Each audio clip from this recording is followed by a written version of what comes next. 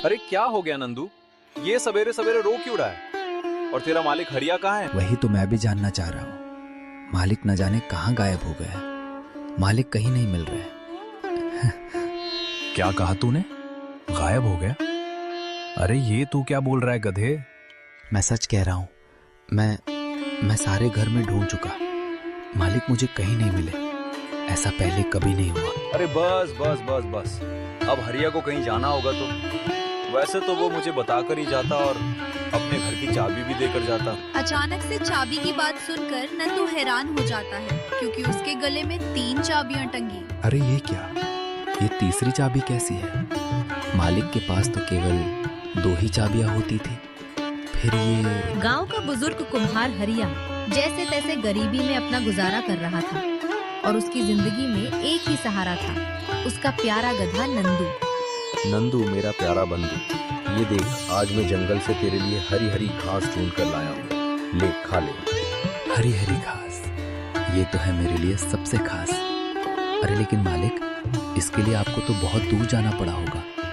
इस उम्र में इतना काम अच्छा नहीं है। अरे मैं तो सूखी घास भी खा लेता।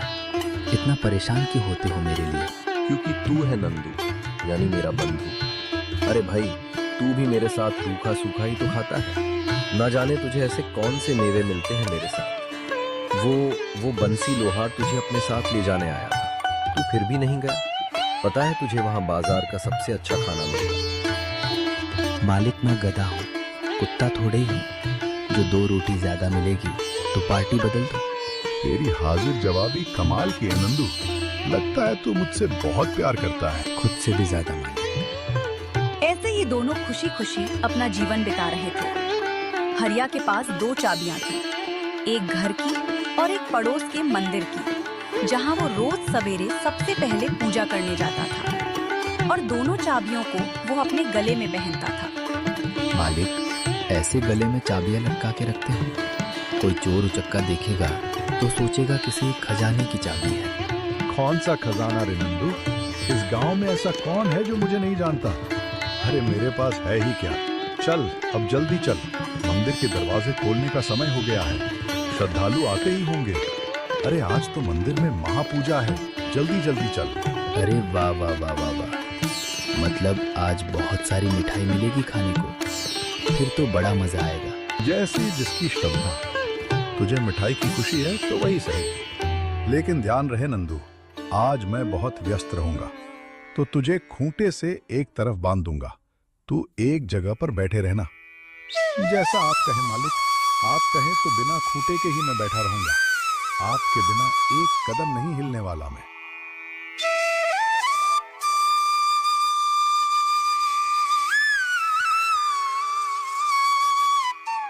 हरिया नंदू को मंदिर में एक किनारे खड़ा कर देता है और खुद मंदिर की साफ सफाई और महापूजा की तैयारियों में लग जाता है।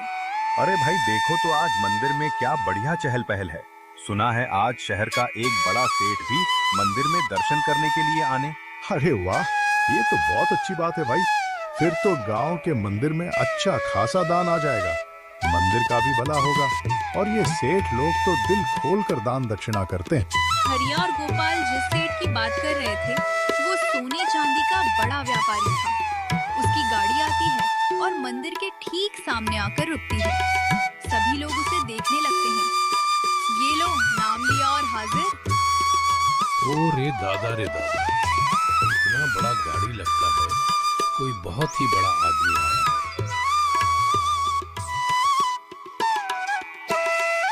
प्रणाम प्रणाम, मेरा नाम गिरधर है और मैं आज यहाँ महापूजा में शामिल होने आया हूँ। और कृपया करके आप लोग मेरा ये दान स्वीकार कीजिए। सेठ ने एक बड़ा सा बैग हरिया और गोपाल को थमा दिया। बैग को मंदिर में रखकर सभी लोग पूजा में लग गए। पूजा अच्छे से संपन्न भी हो गई और फिर हरिया नंदू के साथ वापस घर जाने लगे। वाह वाह वाह, अभी तक मेरे मुंह में स्वाद है। क्या बढ़िया पूजा थी। अरे प्रसाद तो क्या ही स्वादिष्ट था। आज तो गांव में रौनक जैसी आ गई। और वो सेठ, क्या रब था उस सेठ का। बड़ा दयालु था। मुझे कितनी अच्छी गाजर खिलाई। हाँ नंदू, मानना पड़ेगा, सेठ तो बहुत दयालु था। गांव के मंदिर में भी उसने बहुत दान किया। दोनों बात करते हैं और फिर सो जाते हैं, लेकिन नंदू को नहीं पता था कि ये आखिरी रात है जब वो अपने मालिक को देख रहा था। अगले सवेरे नंदू की आंख खुली तो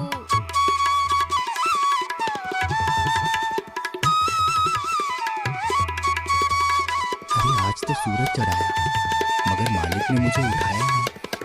ऐसा तो आज तक कभी नहीं हुआ। मालिक मालिक।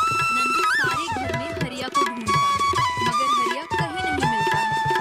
नंदू बहुत देर ढूंढने के बाद परेशान हो जाता है और जोर जोर से रोने लगता है। शोर सुनकर पड़ोसी जमा हो जाते हैं।